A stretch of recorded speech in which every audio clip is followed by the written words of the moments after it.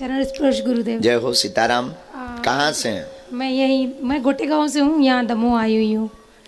मुझे ये पूछना है कि एक्चुअल में मैं जैन हूँ, मैं पहले बता दे रही हूँ, तो मुझे इन चीज़ों का बिल्कुल ज्ञान नहीं है। जैन तो मानव है जी जी, कि ये माँ देवी जी की सवारी क्या होती है, उनको स्थान देना क्या होता है, और ये घंटों घंटों बैठ के ओम नमः शिवाय का जाप करना और थोड़ा सा अपना होश नहीं रहना, इन चीज़ों का क्या प्रभाव, क्या स्थान देना आवश्यक होता है। मुझे इन चीज़ों के बारे में पर मुझे जानना ज़रूर है, क्योंकि ये चीज़ मुझे बहुत प्रभावित करती है। देवी जी की सवारी का मतलब, पहली बात तो हम सावधान बहुत गंभीरता से कर दें, ये बड़ा ही गंभीर विषय है गांव के लिए। गांवन में देवी माता आ जाती, कौआ काली माता, कौआ दुर्गा माता। हमारे धाम पे भी 2-3 बार काली माता आई, फिर नहीं आई। हम उल्टे आदमी। काली माता एक बार आ गई और भरी भीड़ में दरबार लगा था, हम अंदर बैठे थे और उन्होंने बाहर बाल खोले। माता जी ने पति के साथ आई थी मिलने, और सुबह से शाम तक लाइन में नहीं लगू नंबर। उन्होंने बाल खोले, आठ जीव निकाल, मैं माता काली भद्र काली, मेरा लड़का होकर मुझे नहीं पूछ रहा। हमारे पास सेवादार भगत आए कपत, हमने कहा तुम क्यों कहां पर है? अरे बोले काली माता आ गई। हम कहा कलकत्ता वाली? बोले नहीं नहीं, एक माता जी के ऊपर आ गई। हमने कहा अच्छी बात है, आ गई तो? बोले वो कह रहे हैं कि हटो, सब नंबर एक तरफ करो, मैं सुबह से खड़ी इंतजार में, मुझे नहीं पहचान पाया मेरा बेटा। हमने कहा ऐसी माता तो इंटरेस्टिंग है, बुलाओ। बुलाया, हमने कहा हाँ माँ भगवती आज्ञा करो। बहुत गंभीरता से सुनना, फिसल जाओगे। हाँ बहुत गंभीरता से सुनना, अगर आपने दिमाग नहीं लगाया इस बात में फिसल जाओगे। तो हमने कहा भगवती आज्ञा करो। माता बोली मुझे नहीं पहचाना, और पति हाथ जोड़े कपे। हमने कहा तुम काहे कप रहे? बोले ये हमारे घर से। हमने कहा तुम क्यों कहाँ पर, तुम तो शांत रहो। हमने कहा हाँ माँ आज्ञा करो। अरे बोले क्या आज्ञा करूं, मैं दिन भर की खड़ी। हमने कहा हद हो गई, मैसेज दे देती। ओ पति ने कहा वो मैसेज कैसे दे देते? हमने कहा मैसेज का मतलब अगर शक्तिवान है और इनके पास कोई शक्तियां हैं तो हमारे पास जो गुरु कृपा है उनको मैसेज दे दो।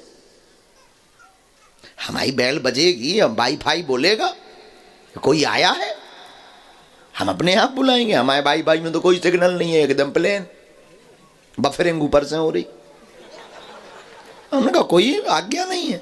हमने कहा माँ आप आई हो अच्छी बात है, लेकिन हम भी कम कौत की नहीं। हमने कहा भगवती माता आप पधारी, आपकी जय हो। एक काम करो, दुर्गा सप्तशती को 8वें अध्याय को एक श्लोक सुनाओ। आपकी ही तो दुर्गा। अब माता आए माए, मेरी परीक्षा लेना चाहता ये। अरे हमकी परीक्षा छोड़ो, श्लोक बताओ, श्लोक बताओ। अब माता तो आए माए में तो और जीव लंबी है। अरे हमने कहा याद तो जीव ही लो नहीं करी है। हाँ माता तो और। तब हमने उनसे निवेदन किया, हमने कहा भगवती क्षमा करना, हम माँ की उलाहना नहीं करते, माँ हमारी पूज्य है, माँ हमारी है।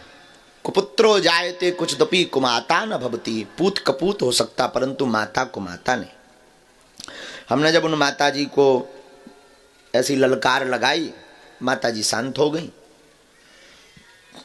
इससे फिर जो है हमने रात को अपने गुरुजी को यही प्रश्न किया कि आज जो है गुरुजी मतलब सन्यासी बाबा, अब वो दिखते तो है नहीं, पूजा में दीपक कीपक हमने रखा, तो जो हम विधान करते हैं, हमने बालाजी को प्रणाम करके मंदिर पे गए। हमने कहा आज बड़ी कौतुक की बात है, आज हम डर गए। हम भी डर गए थे क्योंकि पहली बार ऐसी माता आई थी। अभी तो खप्पर मांगे सीधो, हम कहीं हमारी रो मूड दिखा रहे हैं ना, कहूँ सही में ना हमारे रूखू नहीं संभल ले भेजे। अब पराए घरे नहीं गए आप तो हमने अपने गुरुजी से पूछा, हमने कहा गुरुजी ये माताओं का शरीर पर आना क्या है? बोले प्रायः कोई भी देवी किसी भी शरीर पर नहीं आती। आप विचार कीजिए, हनुमान जी, शंकर जी या देवी जी किसी पापी शरीर को पकड़ लें, क्या वो आदमी जिंदा रह पाएगा? वो त्रिपुर सुंदरी भगवती किसी शरीर को स्पर्श कर दे तो वो आदमी इंसान से भगवान बनने की तैयारी कर लेता है एक स्पर्श में। और 1-1.5 घंटा माता काऊ पे रहावे, और 2 मिनट में फिर जाओ कहते हो, बाल आल बांध के वो एकदम ठीक।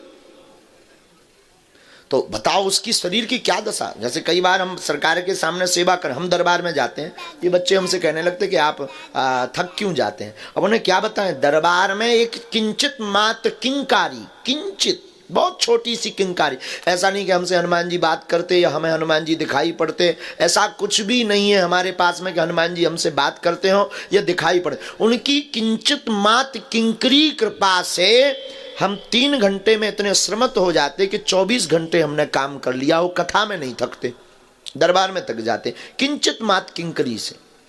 तो उस व्यक्ति पर क्या बीतेगी जिसके ऊपर वो देवी सवार होगी या हनुमान जी सवार होंगे।